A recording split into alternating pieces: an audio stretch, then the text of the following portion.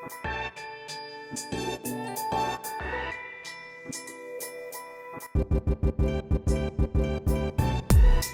guys, welcome to today's video. Today I'm doing 3 different DIYs with some frames that I picked up from the thrift store. I will show you how many frames a thrift store had. I absolutely love how these DIYs turned out. The herb drying rack is so cute because I have a ton of herbs in the garden that I can dry out and use over the winter. I got most of my inspiration and ideas off Pinterest, so I will try to find those original posts and link them down below so you can peruse through them and get your own inspiration and ideas from them as well. If you guys like videos like this, please feel free to subscribe and join the Whitney fam and ring that little notification bell so you can get notified every time I make a video on DIYs, thrift flips, upcycles, home renovations, and home product review. Okay, let's get into it. So this habitat that I'm at has all of these picture frames where you can like build your own frame. It looks like a framing place went out of business. This is really pretty. Maybe do like a plant stand, 25 cents. These ones are squares, but they're just a little bit bigger.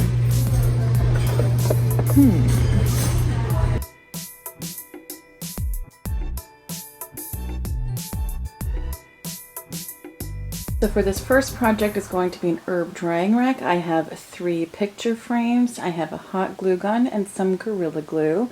You're gonna need some aluminum screen. It's like a window screen. It looks like this. Some macrame cord to tie them together. You could also try to use some wire from the dollar store.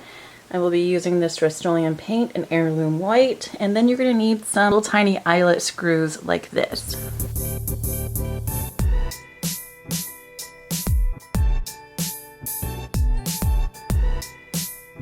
And I am all out of this paint. Great! So for the herb drying rack, I will be using these little eyelet screws, but I'm going to paint them gold because I want to have the little bit of contrast between the Heirloom White that I'm painting the actual frames. So I just drilled some pilot holes and I'm putting my screws in here so I can hit them with a little bit of paint and then let them dry so we can use them on our frames.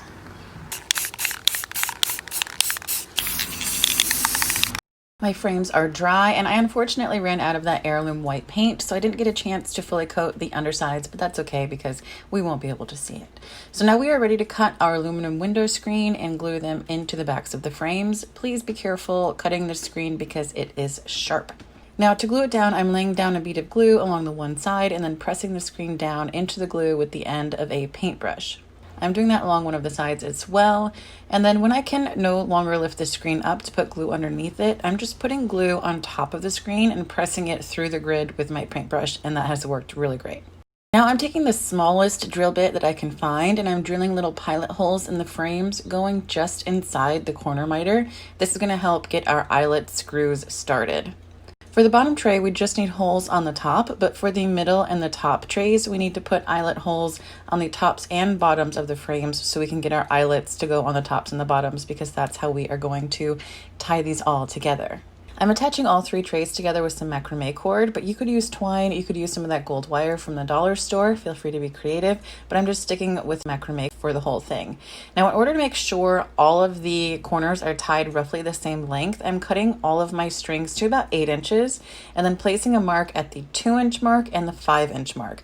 This way I can center my knot on those little marks that I made at the 2 and the 5 inches, and they will roughly be about the same length. It's really hard to get things the same length when you're tying knots, but this really works. You can always adjust the knots later if some of the strands end up being shorter or longer than others.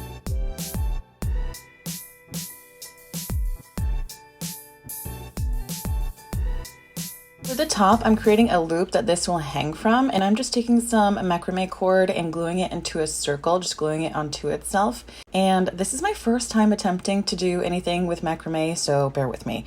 To start, I have 2 doubled strands of cord that are 48 inches long. I'm going to attach them to the ring with what I think is called a lark's head knot. You just place the loop end through the ring, bend it down towards the back, and then bring up your tails through that loop that you just put to the back and then pull it tight. I'm placing the lark's head knots around the glued part of the ring so it reinforces that glued section and it also hides it. You could also use a wooden ring, you could use a metal ring. I didn't have any of those on hand, so I just created a ring out of macrame and it has worked. Now I will be doing a basic square knot for about 5 inches down from the top. Now for a square knot, all you'll be using is the outer strands. So to start this, you're going to take one of your outer strands, I started with the left, and then kind of turn it into a number 4. You're going to go over the 2 middle strands and then under the right strand. You're going to take that right strand, make sure it's over the number 4 strand, go underneath the 2 middles, and then come up through where you made the little 4 on the left side and then pull it tight.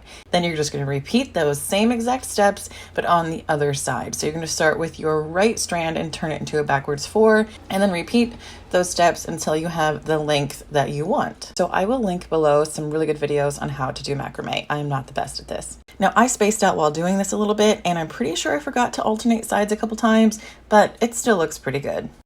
When I was satisfied with the length of my little macrame square knots, I brought all of the strands together and cut them at the same length. Now I got out my ruler again and made a mark about 2.5 inches from the end, and that is the mark that I will be using as the center of my knot, so I can make sure that all of the strands will be the same length when they are attached to the eyelets on the top tray.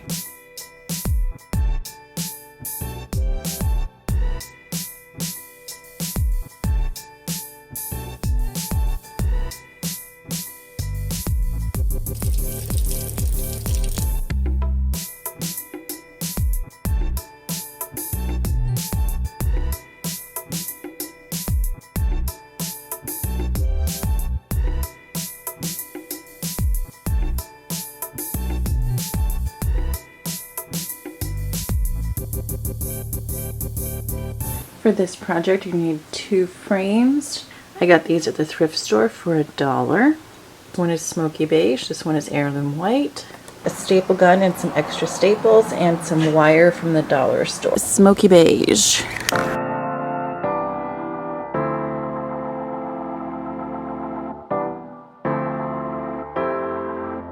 This is rabbit hutch mesh. It has a square pattern to it. You could use chicken wire for this project if you'd like, but I just have a whole bunch of this laying around, so we're going to use this. Now this is the size I need, so I'm going to cut exactly another one of these out of here. You're going to need some nice, sharp, heavy-duty wire cutters for this. Be careful, you might want to wear gloves.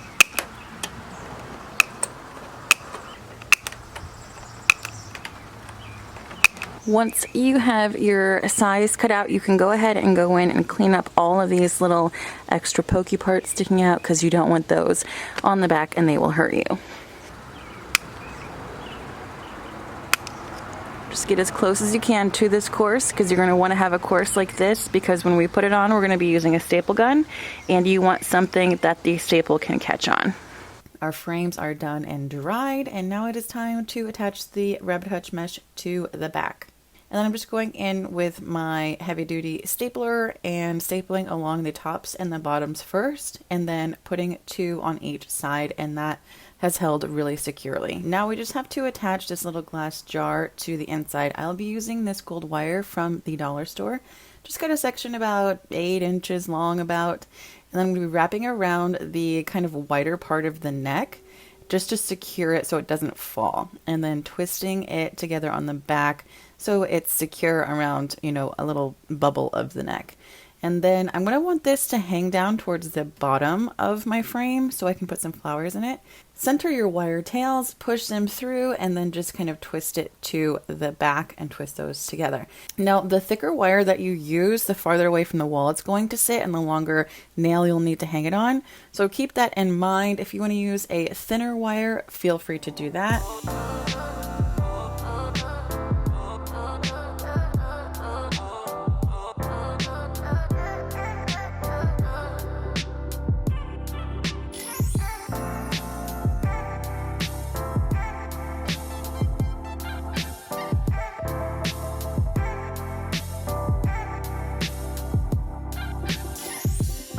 This next project is going to be a plant hanger. So what you're going to need is another picture frame and then something to put in the bottom. I'm using this 1/4 inch plywood. You're going to need a glue gun and some glue sticks, some spray paint, and then I'm going to be staining the bottom in this early American stain, and then some more of those screw eyes and some either macrame cord or copper wire. This is how we're going to hang it from the ceiling. Now I'm going to go ahead and put my eyelets into the bottom of the frame first, so when I spray it, it's all the same color. Now the bottom of the frame is actually going to be the top, because when it's hung up, I want to be able to see the detailing on the front of the frame from the bottom. Does that make sense?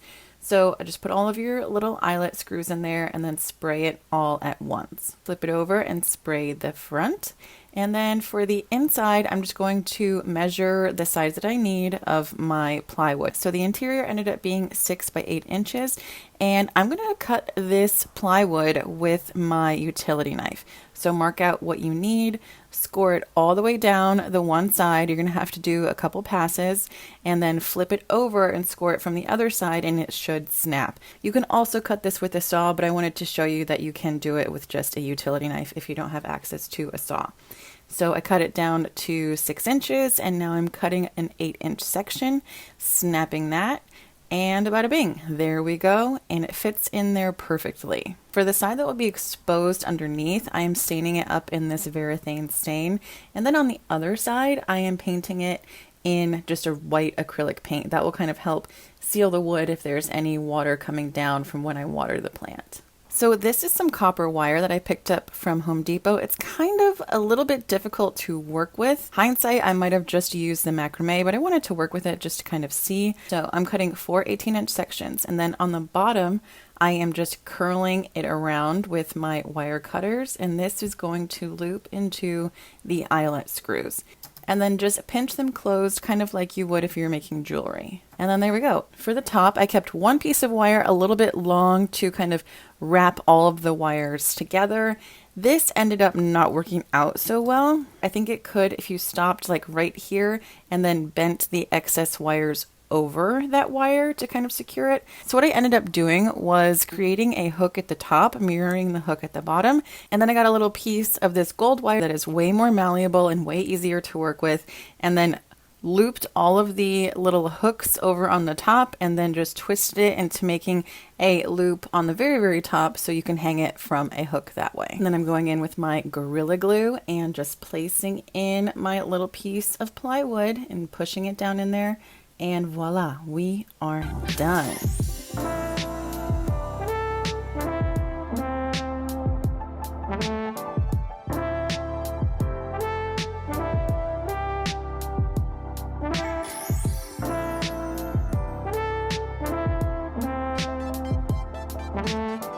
Alright guys, that is it for this video. Please tag me on Instagram if you create any of these DIYs, and I will see you guys on the next one.